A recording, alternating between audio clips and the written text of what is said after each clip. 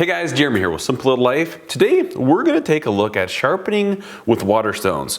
Now I want to give you an important caveat about this video and how I'm approaching it. I'm not coming at this video as an expert who's just got all this wisdom to impart, who's like a master sharpener. Quite the contrary. I'm actually coming to it as a person who's been struggling with sharpening with water stones for years and years, and I've finally made a few little steps forward, and there's a couple key little ideas that have actually allowed me to start sharpening. So I just want to share some of that information with you, some of the things that have just been like, wow, a light bulb went on, it really helped. Now, my wife had actually purchased me a knife sharpening class at a company in Calgary called Knifeware, and I'd probably recommend the number one thing you could do if you want to become better at sharpening with water stones is to take a class. Not joking, absolutely worth the money. The big benefit there, the big advantage is that, you know, while you're doing your work, you have somebody who knows what they're doing or what to look for, and they can give you corrections on the fly, things that they'll notice about the way you're holding your knife, your angles, the way you're moving. They can correct that while you're working. You can kind of take those corrections and implement them dynamically, and then they'll just keep monitoring and say, yes, you've got that sorted out. And it just, man, it was like here to here as far as how I could sharpen. It was absolutely phenomenal. I've probably spent 6 or 8 years messing around with water stones, hoping to one day just have it click. More times than not, I ended up with a worse blade than when I had started. And the odd time that I could get a portion of the blade to cut, I had no idea why. I was like, what is that? Like, what did I do there? And so it's been a real frustrating process for me. If you've been around my channel for any length of time, you know that I have a lot of different sharpening gizmos and a lot of methods that I use to sharpen my knives, and I like them. I'm actually still building more methods and more gizmos on sharpening, but I'm really excited that I've finally picked up a couple little steps and little tweaks that have helped me really get pretty good at sharpening with stones. So we're gonna start right from the basics. I'll show you the equipment I use. I don't use an awful lot, and we're also gonna talk about different styles of sharpening, different angles, different steels. Primarily the difference between a Western style chef's knife, this is a Wusthof Classic, and a Japanese style chef's knife. This is a Masakage Yukibanka. So let's take a look at the stones first of all. Now I only use 2 stones, believe it or not. And again, this is for my purposes, for what I want sharpening for. I'm looking for just a good general purpose edge. I don't need, you know, I'm not a professional chef. At the same time, we are very active home cooks. Like, we cook at home all the time. We use our knives all the time. So if you're a very serious home cook, definitely this is gonna get you by. And I would venture to say, I mean, without experience in the field, I would say that this is actually gonna serve you well if you are a professional chef as well. Again, some of these knives require very specific sharpening requirements, you know, sushi knives and different types of knives. Sometimes you have a knife that just was one single task on one single type of food. Well, there might be a way you want to sharpen that's different than this. I'm just going to show you a really good general purpose. So the first stone that I have is a 220 grit, and these stones are man-made. They're artificial sharpening stones. It's interesting because there is a rabbit hole that you can go down just in regards to different types of stone, and there's like these stone aficionados who just geek out on all these stones, and you know, there's natural stones, and it's phenomenal when you start delving into knife sharpening. Even when you're kind of like at the surface looking down into the rabbit hole, it goes deep, and it's actually kind of fascinating. So that's something, you know, be kind of fun to play with more in the future. But this is here very simple, basic, not that expensive. I'll put links in the description below as to where I bought these things. But this is a 220 grit, and then the other stone I have is a 1000 grit. That's literally all I use. Now another very important stone, and this was one I never even knew about until I took the class, is a truing stone. Now this stone has these serrations in it. It's almost like tire treads or something, and then it's also incredibly coarse. This is a very coarse stone. And what you will use this for is for truing up your other water stones.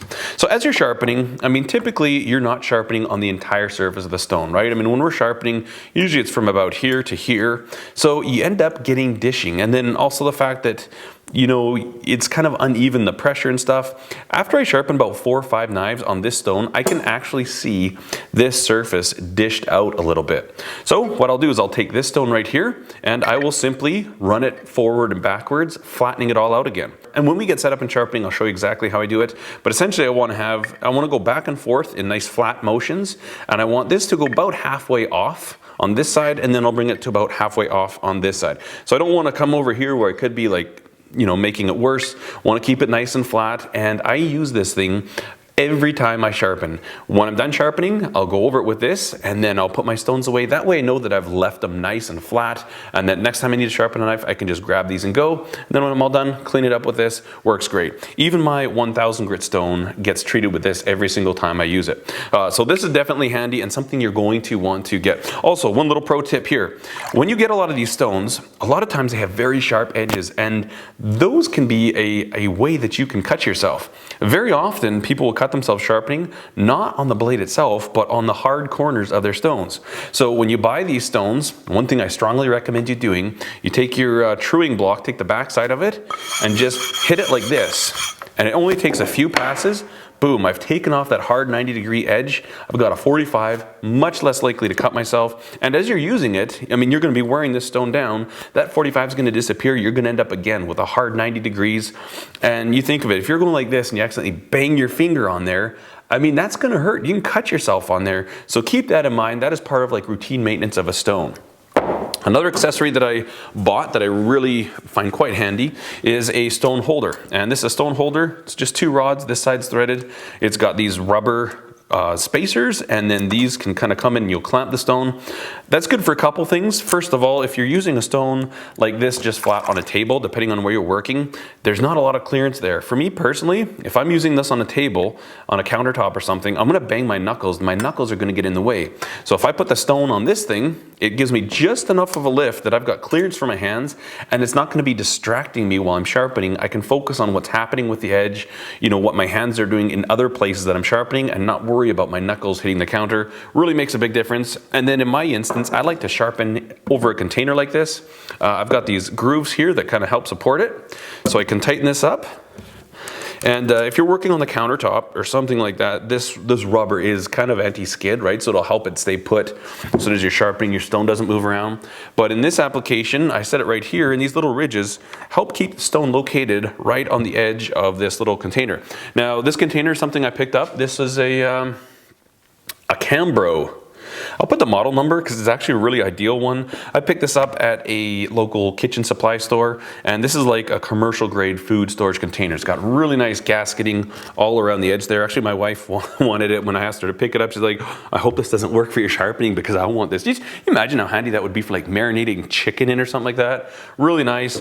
It's nice and sturdy, like it's not too rigid that I'm worried about breaking, but it's not flimsy like a Ziploc container, those like, you know, those Rubbermaid containers you can buy or whatever. So that works really good for that. And the one last piece of equipment that I have is a ceramic hone. So this is kind of like those sharpening steels, but it's ceramic. I like this a lot better. I use this actually every time I use my knife. Like when we're done a meal, I'll wash it off, quickly hone the blade, and it just kind of helps bring that burr, bring the edge back into alignment. It allows you to get a little bit more time between actual sharpenings. And when I'm sharpening, I use it in between each stone. So when I'm done 220, I'll hone it. When I'm done the 1000, I'll hone it. I do have some other stones like 4000 grits, don't use them that much, but this thing, when you're honing it, it basically just kind of realigns that burr and gets it all nice and straight in line, and just kind of cleans it out, polishes the edge a little bit, and just adds that extra little touch. So this is a really handy little tool. When we're all said and done, I'll also show you how I go over these knives really quickly with a leather strop. So I've been soaking these they've been actually soaking for like 2 hours. You need to get at least half an hour of soak on these before you use them. And actually, my stones that are 1000 grit and under, they live in water. So it's one of the other reasons why I really like this container. I can just store everything in the water like that, put the lid on it, nice gasketed lid so that it's gonna keep any dust and debris floating around my shop out of the water. Boom, I can take it off, go to sharpen. I clean my water every time because as I'm sharpening, you get that slurry, and I don't like that stuff hanging around. I like to have clean water, so every time when I'm done sharpening, I'll rinse out the water, fresh water in, put these back in. They're sitting in here, they're ready to go, and when I need to sharpen, boom, I can just sharpen. With that being said, let's actually sharpen. We're going to talk about the 2 different styles of knives. Typically, and this is talking in some fairly general terms, the Western style knife is made of a softer steel than the Japanese knife. Japanese knives are harder. They're left harder, the steel is capable of getting harder, and the edge stands up better. Now, that being said, if I were to take a Western knife and put a really acute angle on it, something like this, if it's a softer steel, you know, if I'm accidentally, you know, pushing hard on a cutting board or something, there's going to be a tendency to roll that edge over, and that indeed will happen if you sharpen a Western knife at too steep of an angle. Now, with the Japanese knives, they can support that angle. They're hard, right? So you can sharpen them to a much more fine angle, which cuts better, but the one trade-off is that Japanese knives are more prone to chipping out and breaking. That's just inherently with how they are. With this thing, it's ground much thinner. I sharpen it to a different angle, but with my Japanese knife, I never need to take the 220 to it because there's hardly a secondary bevel there at all because it's so thin. I just barely need to kind of hone it up and clean it up a little bit. Now, this thing is not sharp. Let me grab some paper. Keep a little stack of paper handy here. Not sharpen up, like this is not shaving sharp at all. It still cuts paper, but if we listen, it's, oops, in the water. It's not that clean of a cut sound. Still cutting just because it's so phenomenally thin. If we look at this Western knife, I think this thing might cut. I sharpened it not too long ago. So it's still, oh, we got a bad spot right there. It's kind of hanging up. Different sound altogether.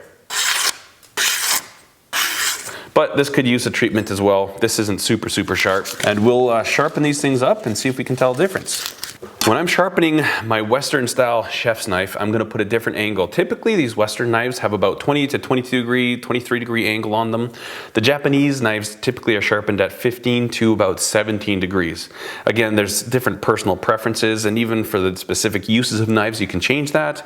But just as a general ballpark. Now that brings me to one of the hardest parts of knife sharpening is how do you know what angle you're at? How do you maintain that consistent angle? And this tip right here has been the biggest help to me, and it's just like, it's phenomenal. So you could use something like this tilt box. You know what I mean? This little tilty thing so I can set my angles. But there's another way that you can set a very quick angle, and it's a ballpark angle. It's not super precise, but repeatability is what you want. It doesn't matter if you have 20 degrees or 22 degrees. You would just like to have the exact same angle along the entire surface or the entire edge so that it has nice cutting. You don't want your angle changing all the time. I'm gonna show you a little tip. First, I gotta change batteries. Now for this little tip to work, you're gonna wanna protect your finger, and there's a couple ways you can go about that. One of them is this green tape. I've actually done a Tool Time Tuesday on this. They sell it at like jewelry making supply stores, and it's basically like an abrasion resistant tape. I'll use this often on my fingers when I'm grinding really thin blades, so if the grinder touches my skin, I'm not gonna wear my skin away. The other thing you can use are those rubber thimbles, you know, things that like accountants will use when they gotta flip through tons of paper. Those work well, and it's gonna kind of make sense as to why we're going through this crazy hoopla, taping up or protecting our index finger of your dominant hand. Pretty much all you need to do, just one finger needs to be looked after. So there's only really going to be one finger doing work, particularly when you're starting out. I mean, as you kind of develop your sense and your different methods of sharpening, as you kind of understand what's going on, as your muscle memory is formed, you can change things up a little bit. And I actually don't use this method anymore to set my angle, but as a place to start, absolutely fantastic. So what we're going to do to set the angle, you're going to need some nickels. Nickels, 5 cents. Got my stone here. Now, I'm gonna do the Western knife first. What I'm gonna do is take 1, 2, 3, 4 nickels, stack them on up. Okay, I've got my little 4 nickels stacked, and you're probably like, my goodness, what's this guy doing? He's insane. I'm gonna put 1 nickel right here, okay? I've got 5 nickels there. What I'm now gonna do is I'm gonna take my blade, set the edge of it on this side of the single nickel, right nice and close, okay? Like that. Essentially what that's done is spaced out this stack of nickels 1 nickel width away from the blade. So now I can move this, get this out of here. Now holding this in its location, I'm gonna rotate this down. That is about the angle I wanna sharpen my knife to. So that is about 20, 22 degrees. You know what, I'm curious. Not gonna lie. Let's see what this thing tells us. So we'll zero it there. So we're like 18 degrees. If we keep this flat like it's supposed to be, that's putting us at about 19, 20 degrees. So it's a good general guideline to get you to that. Now, if you're using a Japanese style knife, you'll simply take one of these away. So we'll still space it out about the same way. Set our knife down here. And the first time I saw this, I kind of freaked out because I'm like, you're putting the blade directly down on a stone. Well, as long as you're not moving it, you're not going to hurt anything, right? Flip this down like this. Let's see what kind of an angle we have there. So that's more like a 14.6 degree angle. So there you have it. Now that's not all. Sorry, we're not done with that. That's not all we do. This is kind of the kicker part. So we have our little stack of nickels. We have our little spacer nickel. Stick this down here, and this is the reason why we protected our finger. Put this like this. Move this out of the way. Bring this down. Once I've got that angle, what I want to do is touch my finger to the stone and then bring it up to the blade. A couple ways you could do it like this, probably something more like this. Now I want to lock that relationship. I want to kind of press my index finger to the blade and I don't want to let that go. Now I can move my stack of nickels and set it down and I'm still at that angle. So really, this is kind of important, and when you're learning, until you form your muscle memory, this is actually really, really effective. Just make sure you keep that together, and again, it's a ballpark. This isn't the most precise way to learn, but if I keep that there like that, I can come in with my finger there, kind of just barely rubbing on the stone itself. I'm maintaining a very, very consistent angle as I'm sharpening. And again, I'm protecting my finger from the abrasion. Even those rubber things, they work. They kind of hang up a little bit and they kind of get in your way, but they work. And now I've basically got that angle. You can reset your coins when you work on a different part of the blade, or what I would do when I was learning, I would just slide my finger down. Okay, now I can work on this part of the blade. And again, I'm not really getting I'm not putting hard pressure on my finger. I'm just using it down as kind of a place. So I just want my finger lightly touching all the time. And you see, I'm going to start wearing out this thing. This is going to wear fairly slow, but it is going to wear out. Same thing with the rubber. Eventually they wear down. But when we were taking the course, they told us to put those rubber thimbles on. I'm like, I work with my hands all day long. I'm a man. I don't need that protection. And I went, I didn't even get very few passes in. And all of a sudden there's like red streaks all over my stone. I just ground my finger off. It's gross. Blood in the water. Nasty. So if you're going to try this, and I would actually recommend, if you've just struggled and you just can't figure it out, it's like, I've never been able to make it work, give this index finger reference a try. Make sure you protect your finger somehow, put a rubber thing on there, put some protective tape, whatever you need to do. Give it a try. Also, once you kind of develop a bit of a taste for this, you can kind of, right now, I always know that my angle's about right there, right? So I don't need to do the nickel stack every single time. I can just come in here and reference it, and I've got pretty much that same angle the whole time. Now, once you get to this point and you get used to that, obviously you're gonna wanna eventually graduate to the point where you take this away, and you can come in and kind of look and just tell by looking what the angle is that you're sharpening at. You can take these little steps, and there's people, I took this course with other people. None of them were knife makers, and actually they're all cooks. They're all chefs. And they got the hang of it, and they were sharpening knives really well at the end of it. So that alone, the nickels, if you have a Western knife, put 4 nickels, 1 for a spacer that sets up your angles. If you've got a Japanese knife, you can do 3 nickels and a spacer.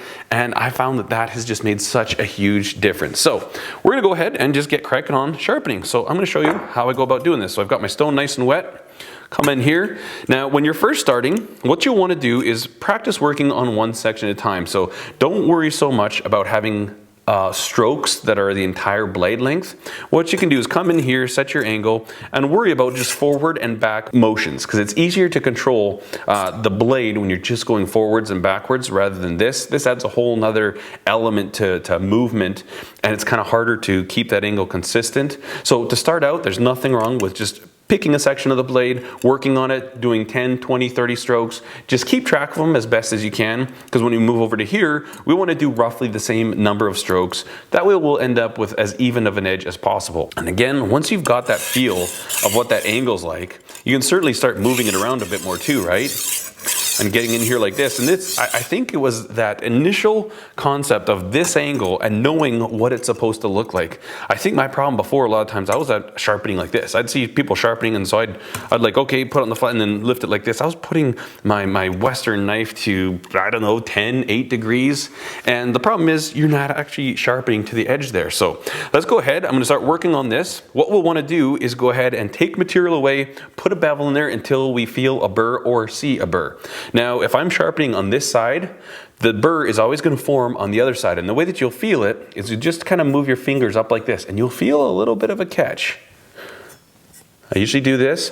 One other thing that's handy, if you've got really good overhead light source, a lot of times you can look down over it and you'll see the burr. If you've got burr here and none here, you'll see the difference. You'll see the light reflecting back on the burr. So that's another way that you can do it as well. So always want to keep your stone wet. Sometimes it's handy to have a little bottle, just a water bottle, pop a hole in it. I personally don't like a lot of slurry on my stone. I like to keep the stone relatively clean. I could be wrong, but the concept, I know when I'm hand sanding, and I build up a slurry, if I leave that slurry on there, hand sanding goes way, way slower. So I don't like that to be there, but you know, do what you want to do. I always like a fresh, clean stone. So we're going to come in here. We're going to sharpen this side first. Kind of just want to hold the knife however's comfortable. A lot of people will put an index finger up like that. It's kind of up to you. I personally don't like it. I like to hold it like this. A lot of people also say that you should use the right hand only. I actually, when I go to sharpen, I'll sharpen this way, and I actually switch out to my left hand for this side too. I mean, when I'm grinding a knife, I have to grind like this and then switch it out. So I'm kind of used to working with both hands and having both hands control the work that I'm doing. So it works good for me, but let's get going. Okay. Find my angle. I'm just going to go back and forth. Now this knife has had a lot of abuse, and the tip is really, really bad. Like, it's hard to get the tip sharp. Another thing you want to watch out for is don't get your fingers caught under here. I mean, that would just, you can actually like cut into your fingers and it would really suck. But just be mindful of that. Sharpening can be dangerous, so take your time, go slow. But like I said, if you have the index thing, you can index it and then work like this. Really a great way to get started. Always want to keep the fingers on the blade, keep pressure down where you're sharpening. I like to use as much of the stone on as much of the blade as I can. Starting to get a burr there. If I look down it, I can sort of see the burr. But it's easier to feel when your hands are clean too. When you've got the slurry on there, you can't really feel the burr. But give it a little bit more on this side.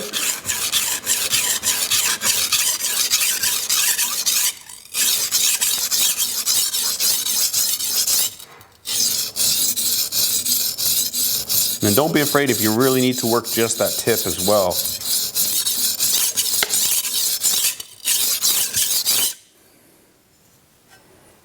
Yeah, I've got a nice burr there.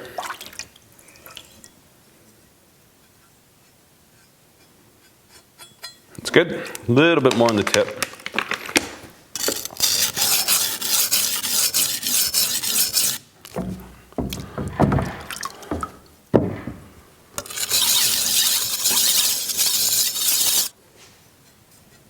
Good, happy with that. Now I'm going to switch over and do the other side.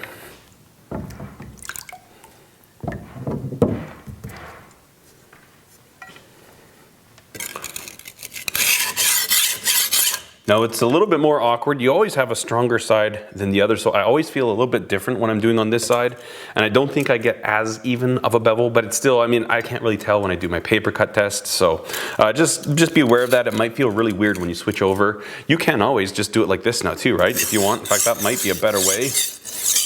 I just find this this feels very weird to me to sharpen like that, so I like to switch it up like this.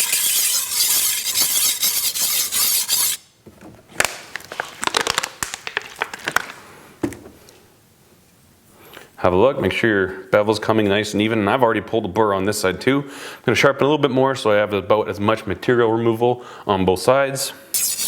Make sure you work the tip real good. You want to make sure that tip is just as sharp as the rest of it. The tip is such a useful part of the blade when you're cooking.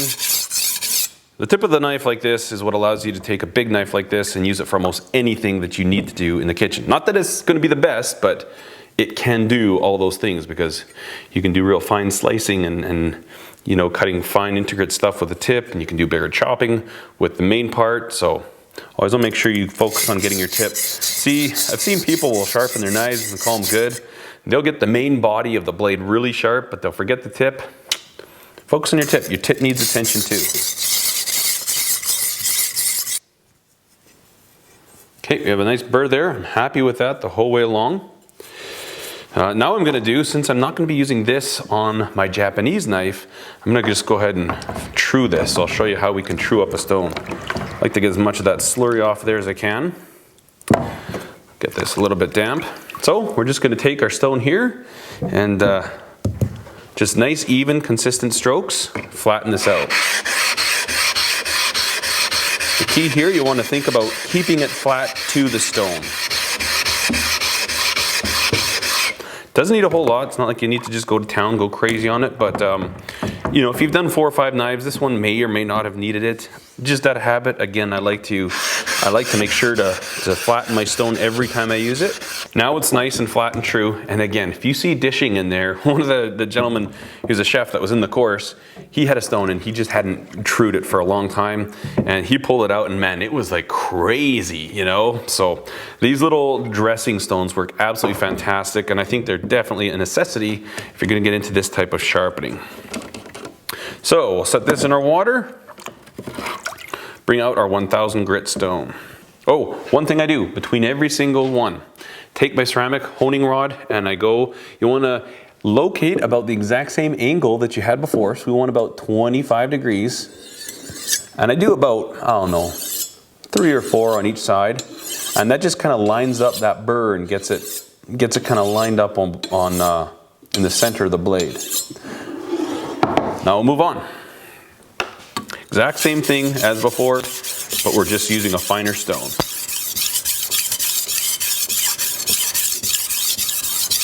Again, you will develop a burr, you will pull a burr, but it's going to be a smaller burr, so it's going to be harder to feel. But typically, you should be able to feel it on there when you've gotten all that material pulled over. And that's how you know you've brought your edge to essentially a 0, right? Because you're starting to fold the material over and roll it, so you know that you've removed the thickness from it, and now you just got a burr to deal with. And again, basically what sharpening is doing that. You're bringing 2 lines of material to 0. It's a burr. You bring it finer and finer and finer, so that burr gets finer, and it'll, you know, different ways it'll cut. A lot of people like a really toothy cut. There's actually some people that will sharpen one side to maybe like 1000 grit and the other side to a 1600 grit, or maybe they'll leave one at 400 and do 1000 on the other side, depending on the purpose of cutting. Like this whole knife sharpening thing is insane how in-depth and complex it is, but it all starts right here with the very basics, simple way to sharpen a knife with water stones. Yeah, I feel my burr the whole way along there. So it's good. Now we'll do the other side. And again, once you jump to your finer stones, you can still reset, you know, do your coin stack, do your coin space, set the blade down. As long as you're not moving it, you're not going to do anything. And then find your angle and start again. So really, it's quite a simple system, especially when you have these little cheats, these little tricks like the coin, the finger indexing, so you know where you're at. I mean, I learned those couple of tricks and I started sharpening knives and boom, instantly, I had a knife that was sharper than when I had started. So that to me, these few little things have probably been the biggest part that have just kind of turned the light on and been like, wow, I can sharpen knives. And even if you don't make knives, right? If you don't have a lot of skill working with your hands, these little tricks can really help you out, and then you'll develop that muscle memory. Sometimes you might have to increase your angle a little bit, like tilt it up. Depends on what condition the knife is in. It might take a few sharpenings before it's very, very even and consistent. Sometimes it's best just to sharpen to the condition that it's in, and you can work your way towards really, really, you know, even and consistent bevels. So we're gonna hone it. When I'm done at the very end, I usually do about 10 strokes per side. And again, when we're honing, we're gonna start up at the top. And you want to move it down your hone as you're doing it, right? So it's not just like keeping it in one spot. You actually want to move it across just like you would a stone. It'll wear evenly, it'll cut more evenly, and it just does a better job. So it's a dynamic motion doing this. We're not just dragging it across.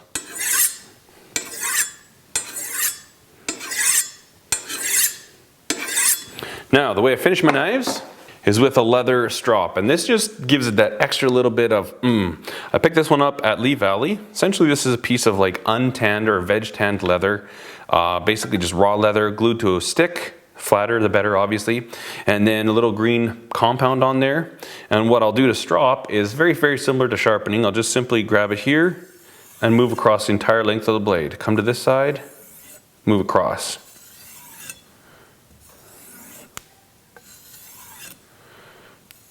I like the sound of this one.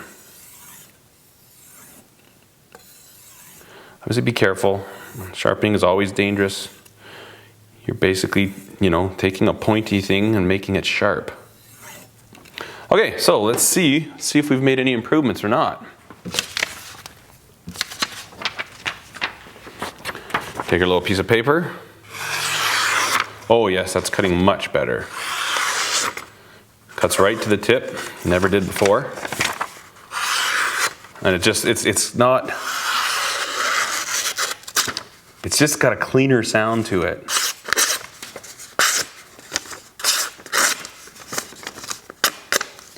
I like that. And again, this isn't a super fine edge, but this is a good edge. Like, this is, for a general purpose knife, absolutely fantastic. And let's do this Japanese knife real quick. So for the Japanese knife, we're just gonna use 3 nickels. And again, I'm not starting with my 220, I'm just using my 1000 grit. Bring this here, spacer nickel, set it down, move this, find my angle, index the angle, lock it in, and voila. Now I'm sharpening a Japanese knife. Even that sounds different, doesn't it? Absolutely. So, also one thing that might help you out is when you're doing these traditional Japanese handles, they're untreated. I should have done this, I usually do this, but I keep rolls of this little mini saran wrap rolls, shipping wrap or whatever. Often right before I sharpen, I'll just wrap my handle in this. That way I'm not gonna get dirt, because it's a little bit of a dirty process, right? I mean, we're removing metal and there's a slurry that's being created. That way I can just kind of keep the dirt off my handle, so probably should have done that first. Okay, to this side.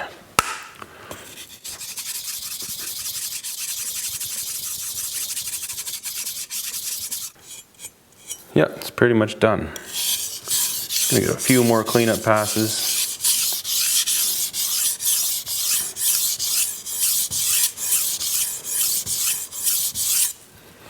And give it the old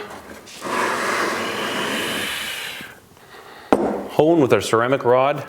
And again, we're going to try and match the angle that we sharpen to. So the Japanese knife, we're at a harsher angle like this, a steeper angle. We're going to come at a finer angle. And we're not pressing hard. I mean, we're giving a little bit of pressure, but not a lot, right? We just want to kind of realign that burr, get it centered. I think my angles are a little bit off from side to side. I'm trying to do this for the camera instead of right in line with my body. Normally I would probably do it like this so that I can look straight on instead of like this, but just so you can get the picture.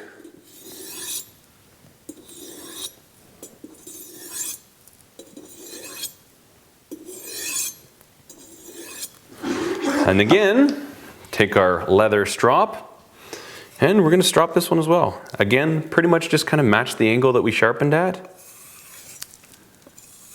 Actually, I like this side better, yeah.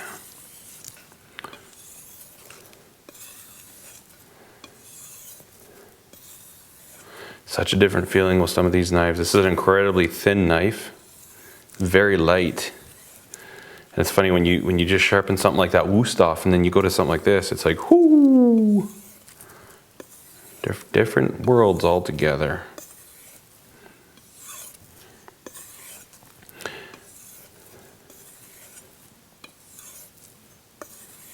Okay, let's see what this does. I mean, it cut paper before, it was cutting just fine, but it should definitely be better this time. Yes, that's cutting really good. Kick it at an angle here.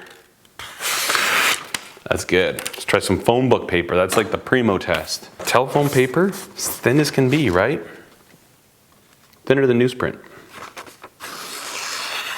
Just cutting that. Don't you turn off on me. Just cutting that just like a gem. You just see the ease that that cuts with?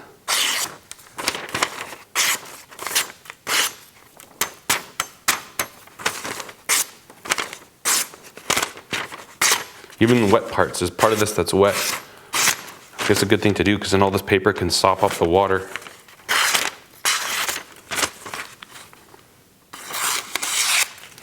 Now, I don't think it's going to do this, but it's always fun to try. I've had a few knives recently that can cut paper towel. I don't think this one's quite there. I haven't spent enough time. Oh, it's not too bad. And you see, we didn't spend too much time on it sharpening. It's not a beautiful paper towel cutter. Not by any stretch, but it is a paper towel cutter.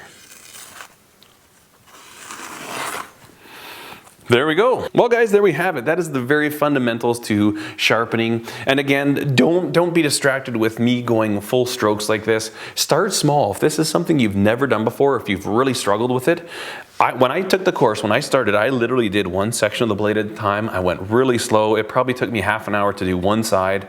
And I just went like this, and I just went like this. By the time I was on to my second knife, I could kind of tell the angle just by looking, and you know, these little things help out a lot.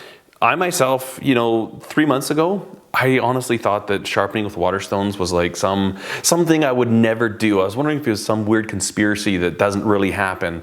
I mean, that's really how much I struggled with it, and I hated it, and I hated the fact that I couldn't do it. And so going to that course was the best thing for me. Again, if you can take a course in your area, do it. But if not, I think if you implement these little tricks here, start slow, you know, give it some time. If things aren't going good, walk away. Say, hey, you know what? I'm just getting frustrated. I'm going to walk away. But come back to it, maybe in a couple minutes, a couple hours, a couple days.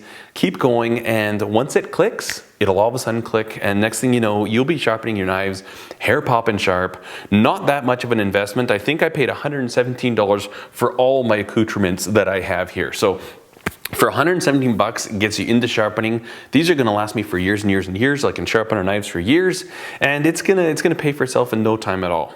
Anyways, guys, I hope you find this video enjoyable. This is gonna be the first in a little bit of a knife sharpening series we're gonna have coming out, kind of an updated version from some of the other ones that I've had. If you like this video, do give it a thumbs up, and if you have not subscribed to the channel already, I would be grateful if you consider doing so. As always, I thank you so much for watching. Cheers. Look at this mess. Look at this soggy mess. Ay, ay, ay.